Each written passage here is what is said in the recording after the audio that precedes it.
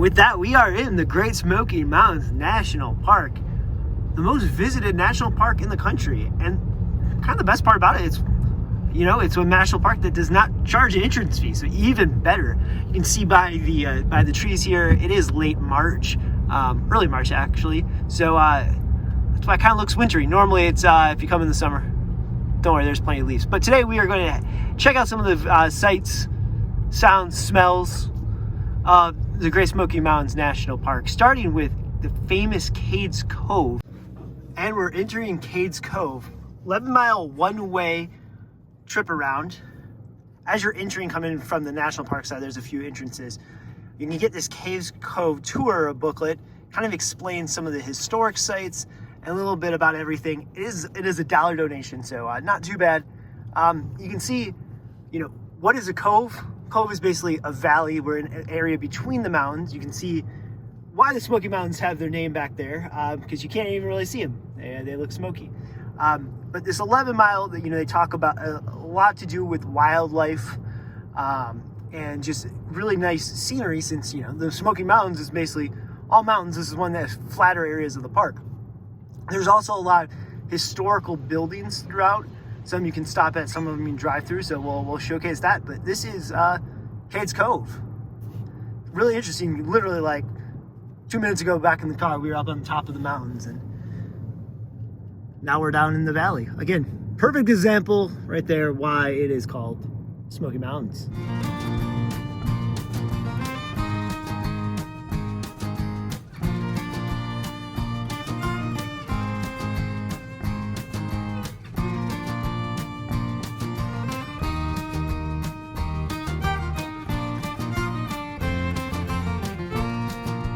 Looks like a river runs right through the road. It reminds me of like the Matterhorn bobsleds at Disneyland.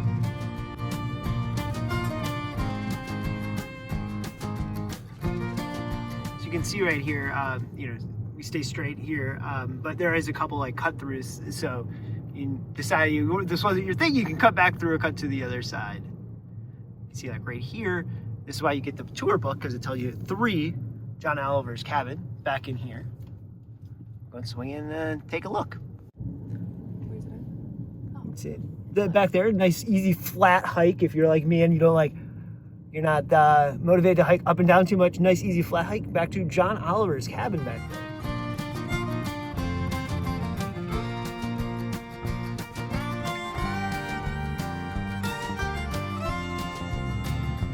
Next up, stop 5 is the Methodist Church. This one's right off the road here. And there's parking. What we've already found out is it looks like everyone stops at the first one and there's not a lot of parking. So just skip the first one maybe. So this church was built in 115 days at the cost of $115.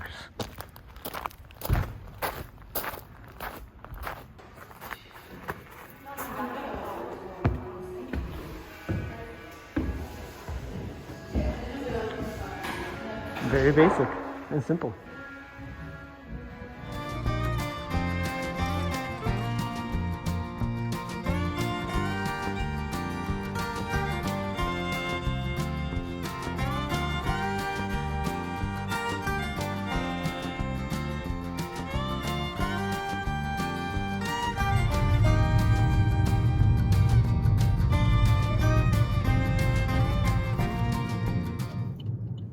Pulling in to check out this viewpoint here. Get out of the car and I have to show you this. If you look carefully, that's exactly why they call it the Smoky Mountains. I keep using that phrase, but that's a really good example. You can see the clouds are much lower than the mountains. Really great pull-off spot here. We're about almost halfway. The other side of the park is, probably can't see it really well, but just at the bottom of those hills. And this is probably how most of the drive is, single lane, a little bit of cars, very popular area. So expect some cars. The road's big enough that you can drive through with pretty ease, and probably the steepest cliff we've seen since we are kind of in the valley. So a lot of little hills like this, but you're not doing any treacherous mountain driving or like that. So if you're worried about, you don't like driving single lanes in the mountains, nothing to worry about right here. There's plenty of like pull-off areas as well, so you can get some great views. So we're about halfway through, and this is where the visitor center is. This is an area where there's a couple, so far throughout, there's been a building here, a building there. This is the area where there's a collection of buildings. So recommend stopping, especially, there's a deer over there. Recommend stopping because, most people are going about 10, 15 miles per hour through this thing. So it does take about an hour, hour and a half in the car, probably if you stop 1 or 2 times. Makes sense to stop and get out. Just gotta wait for the wildlife to cross. You can see a couple of the houses up there. So we will check in when we're over there. So there's a little community area here. Features one original building and the rest were constructed to illustrate what life was like back around there. I do not like this side now.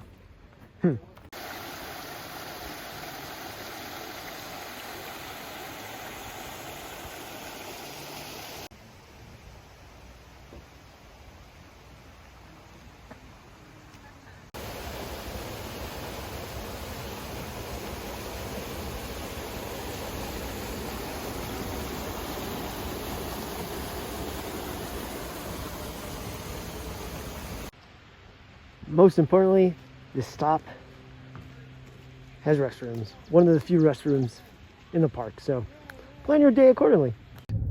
And the scenic loop continues.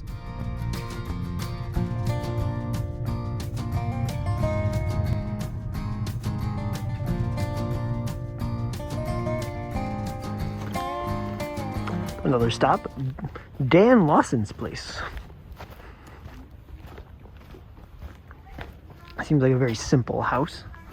But they said this house has a visitor's room. It was basically kind of like a old school Airbnb that he would rent out to visitors passing by. Definitely have noticed the further you get in, the less people are pulling off to see some of these. So again, a couple of ones right along the road here that you can see. That's one thing to note is the parking lot, as you can see for this, 5, 6 cars. So now this is a Saturday in March, probably a little bit busier than during the week, but during the summer, that's where it could get tricky because I can see those spots filling up really fast. But like I said, we've seen that with each spot we go by, there's less and less cars. I think everyone wants to stop at the first one. So unless you really want to see John Oliver's place, maybe skip that one and try your luck further down the lane. The nice thing is there are several pull-offs, and the buildings aren't the only spot you can stop. Beautiful pull-off here. The clouds are starting to clear a little bit. And there's also a couple dirt pull-offs scattered throughout. So if you want to take in the scenery, there's definitely spots you can do that as well. And with that, we wrap up our drive through Cades Cove. That was pretty nice. A little bit long, since the speed limit's 20. It's 11 miles long. You do the math. But most people drive like 5 to 10 miles per hour. So give yourself some time. Also, like I said, plan on stopping once or twice. It just helps break up a little bit of the monotony of the drive. But very nice. More importantly, get here early or come late, especially during the summer. And bring your patience because, like I said, a lot of people like to drive slow.